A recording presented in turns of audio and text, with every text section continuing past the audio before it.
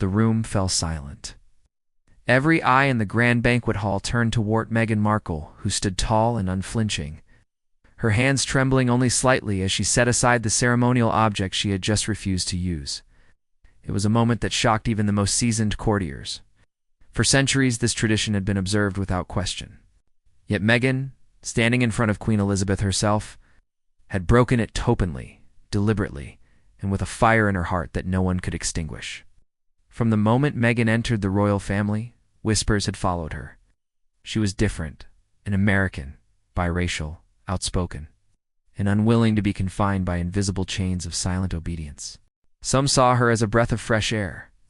Others viewed her as a storm threatening to unravel the delicate fabric of centuries-old customs. But Meghan knew one thing.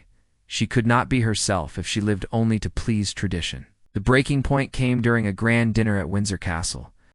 A centuries-old ritual was meant to be performed where royal women bowed their heads and silently accepted the weight of the tradition without question, symbolized loyalty to the crown and unquestioning submission to the monarchy's rules. Meghan had practiced the steps, but deep inside, she knew she could not go through with it. When the moment arrived, she lifted her chin, looked the Queen in the eye, and spoke instead of bowing. "With all respect, Your Majesty, I honor this family and this country, but I cannot lose myself to do it. I believe the future should be about equality, not silence." Gasps filled the room. Prince William shifted uncomfortably. Camilla pursed her lips. Even Prince Harry, standing by her side, froze for a moment, uncertain of how his grandmother would react. But Meghan did not flinch. The first time in her life, she had openly chosen her truth over royal expectation, no matter the cost. The Queen's eyes, sharp and unreadable, studied her carefully. The hall seemed to hold its breath. For a woman who had upheld tradition for 70 years, being challenged so boldly was unprecedented. And yet, behind the Queen's firm expression, there was something else, a flicker of recognition. Perhaps deep down, she remembered a younger version of herself, once bound by duty, once dreaming of freedom. The tabloids the next day were merciless.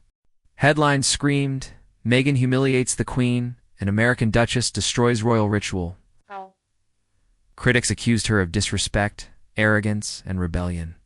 But among the noise, there were also voices of support women who saw in her courage a reflection of their own struggles. Letters poured in from around the world, thanking Meghan for showing that even in the most powerful institutions, one could stand firm in their values. Harry, though initially shaken, stood by her. "You've done what few would dare," he told her quietly that night. "You've shown them that tradition means nothing without heart." His words were the balm she needed, but they didn't erase the storm she knew they would continue to face. The Queen's private response, however, surprised them all. Days later, Meghan received a handwritten note from her. It was short, almost cryptic, but deeply meaningful. "Tradition survives when it bends, not when it breaks those within it. Perhaps you have reminded us of that truth." Those words stayed with Meghan forever. They reminded her that even the most rigid walls could crack, that even the weight of centuries could shift with a single act of bravery, though she'll never fully fit into the royal mold. She inspired a new generation to believe that their voices mattered, no matter where they came from or how powerful the room they walked into was. By the end, Meghan's defiance was not remembered as destruction, but as transformation. She had anti-destroyed tradition for the sake of ego. She had forced it to face the world it now lived in.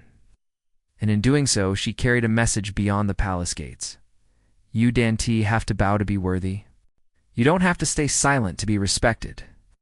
Sometimes the bravest act is simply to be yourself, Evan, when the whole world is watching. And so what began as a scandal became a story of courage, a reminder that true power does not come from tradition alone, but from the courage to redefine it.